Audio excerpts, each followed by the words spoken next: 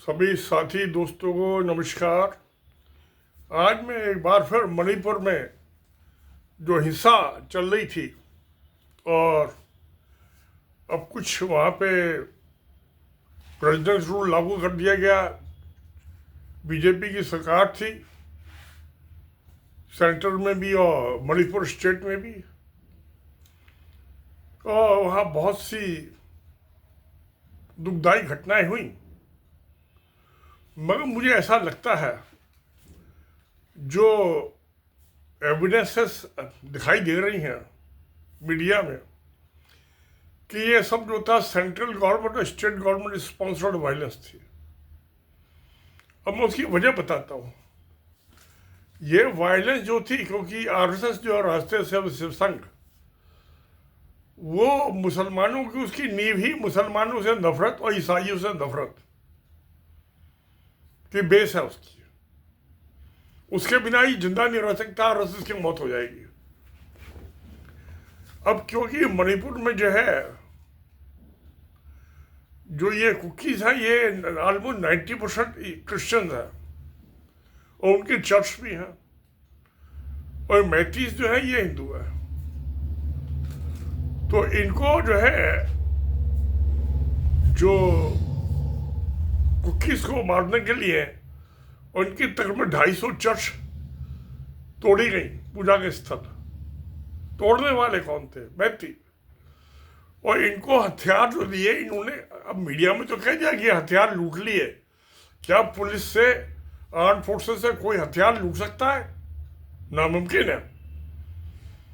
लूटने की कोशिश करेगा वो तो जेसीओ लेवल का जो वही गोली चलाने का ऑर्डर दे देगा, उसे किसी कमीशन ऑफिसर के ऑर्डर की जरूरत नहीं है। मैं पुलिस के सिस्टम को, आर्मी के सिस्टम को समझता हूं। कोई हथियार नहीं छीन सकता। ये हथियार जो है उनको दिए गए गवर्नमेंट, क्योंकि सेंट्रल और स्टेट में दोनों ही बीजेपी सरकार थी। ये गवर्नमेंट स्पॉन्सर्ड प्रोग्राम था। हथियार उनको हैंडओवर किए गए, मैथीस को कि कुकीज को मारो। और वो कैसे साबित होता है? जब तक वहां बीरेन जी जो होते चीफ मिनिस्टर रहे, वहां हथियार लूटे वापिस नहीं आए। अब उसके बाद जब वहां प्रेसिडेंट रूल लागू हो गया, राष्ट्रपति का शासन, एक जो होम मिनिस्टर थे मिस्टर भल्ला, होम सेक्रेटरी रहे वो सेंट्रल गवर्नमेंट में, उनको वहां का गवर्नर बना के भेज दिया गया मणिपुर का।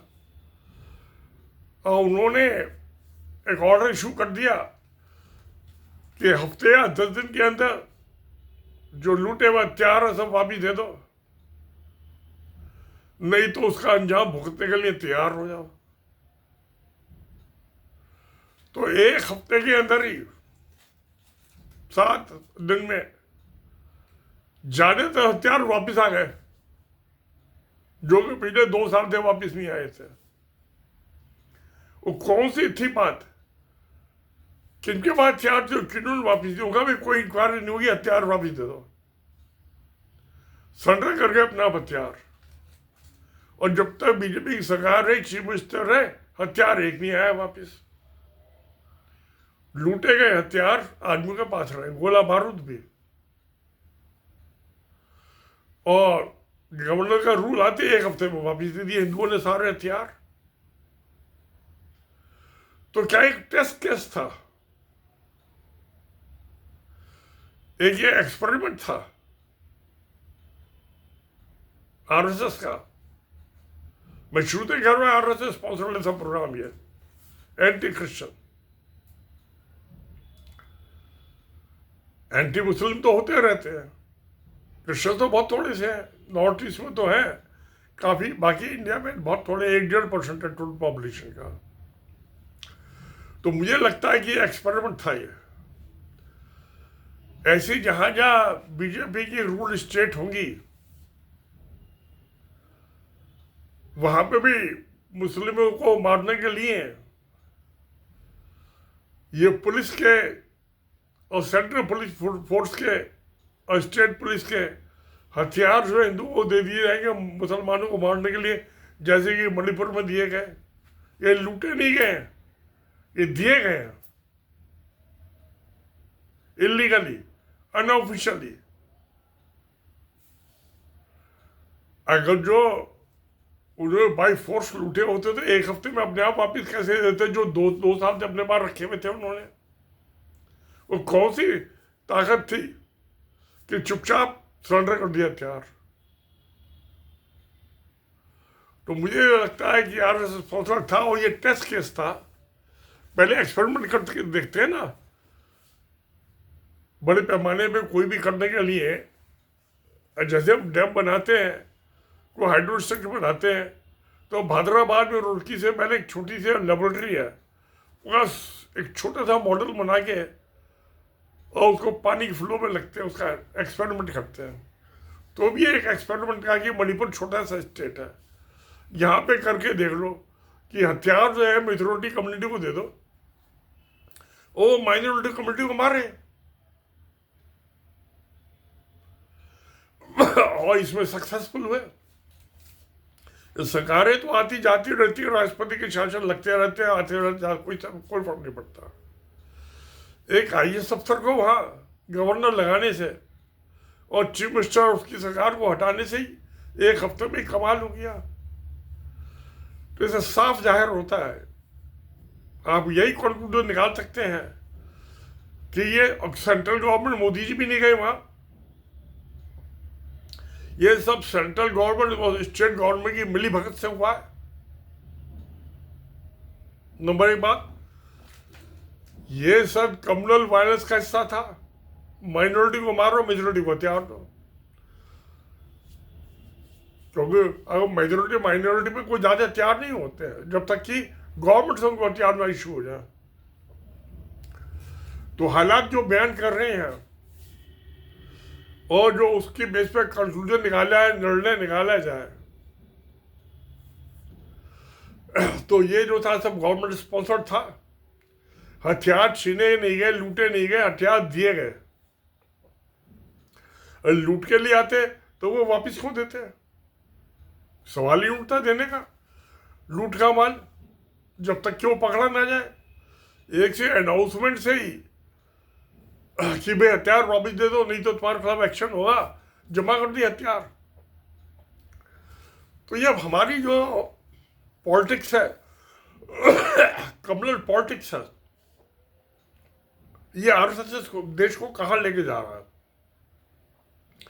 जहाँ हिंसा होती है, वायलेंस होती है, वहाँ इकोनॉमिक डेवलपमेंट तो होता नहीं है। जहाँ अमन शांति होती है तो इकोनॉमिक डेवलपमेंट होता है, तभी खुशहाली आती है। वो खैर जो इन्होंने किया सो किया, उसका एक्सपेरिमेंट भी इन्होंने किया और इनका एक्सपेरिमेंट सक्सेसफुल हुआ। मगर जो ब्यूरोक्रेसी है उनकी ट्रेनिंग कुछ डिफरेंट किस्म की होती है, आरएसएस की शाखाओं वाले को ट्रेनिंग दूसरे किस्म की होती है।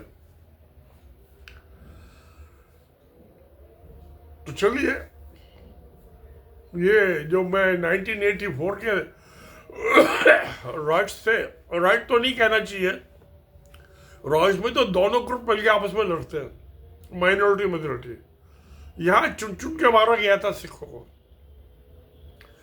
ऐसे ही मणिपुर में जो औरतों को रेप किया गया, नंगी घुमाया गया, माइनॉरिटी कम्युनिटी आदमी मारा गया, वो भी वो सिखों का, इसका मणिपुर का सेम पैटर्न था। 84 का ये और 2024 का आरएसएस का दोनों में हाथ था। कुछ आदमी गिरफ्तार हुए, सजा भी हुए आरएसएस वालों के। तो होता है, कुछ आदमी से क्या फर्क पड़ता है, बड़े नेता तो जो है उनकी पॉलिटिक्स सक्सेसफुल होनी चाहिए। तो मेरे ख्याल में तो जो ये हुआ मणिपुर का, ये एक्सपेरिमेंट पार्शली सक्सेसफुल कह सकते हैं, फुल्ली तो सक्सेसफुल नहीं कह सकते, क्योंकि हथियार वापिस आ गए, बेशक 1-1.5 साल के बाद आए हैं। और ये लीडरशिप जो थी, ये लोकल लीडरशिप में उनके तार जो थे वो इंडिया की टॉप की पॉलिटिकल और कम्युनल लीडरशिप और पार्टी से जुड़े हुए थे। चलिए देखते हैं। और ये एक्सपेरिमेंट और कहाँ इसको अंजाम दिया जाता है। अंजाम तो होगा, एक्सपेरिमेंट हुआ है, जैसे नोटबंदी का हुआ था एक्सपेरिमेंट, ये इलेक्ट्रल बॉन्ड का एक्सपेरिमेंट हुआ था, अभी चल रहा पीएम केयर फंड का एक्सपेरिमेंट। एक्सपेरिमेंट होते हैं ना पहले तो, खुलासा तो बाद में होता है, उसके नतीजे की एनालिसिस बाद में किया जाता है, और जो क्रिटिकल एनालिसिस होगी तो बाद में होती है, चाहे कोई भी एक्सपेरिमेंट हो। तो चलिए देखते हैं क्या होता है। ये एक्सपेरिमेंट से आरएसएस ने क्या सीखा, क्या उनकी एनालिसिस आती है, ये कहीं रिपीट होगा, दोबारा इसकी पुनरावृत्ति होगी, तब देखते हैं और समझने की कोशिश करते हैं। मगर ये नहीं भूलना चाहिए कि आर्म फोर्सेस जो है, आर्मी में Sikh battalion, Sikh ally battalion, Punjab regiment है, सिख रेजिमेंट है, सिख लाइट इन्फेंट्री रेजिमेंट है, गोरखा रेजिमेंट है, कुमायूं रेजिमेंट है, गढ़वाल रेजिमेंट है, महार रेजिमेंट है, Tamil Nadu Madras sappers, Madras regiment, Andhra regiment, ये जातियों पे है सब रेजिमेंट। तो पहले चमार रेजिमेंट होती थी, उसका नाम बदल के बिहार रेजिमेंट कर दिया, मणिपुर रेजिमेंट है, नागा रेजिमेंट है, रानीखेत में उसका हेडक्वार्टर है। तो ये सारी रीजनल रेजिमेंट है बेस्ट। एक रेजिमेंट को तो दिलवाएंगे सिविलियंस को हथियार, तो दूसरी रेजिमेंट आ जाएगी लड़ने के लिए। तो देखते हैं क्या होता है। मुझे जो हुआ ये अच्छा नहीं हुआ, ये मजहब के बेस करके हिंसा, वायलेंस, इसका नतीजा अच्छा नहीं निकल सकता। हिंसा का बदला हिंसा से ही मिलेगा। तो चलिए, सत्य में जयते। नमस्कार, धन्यवाद।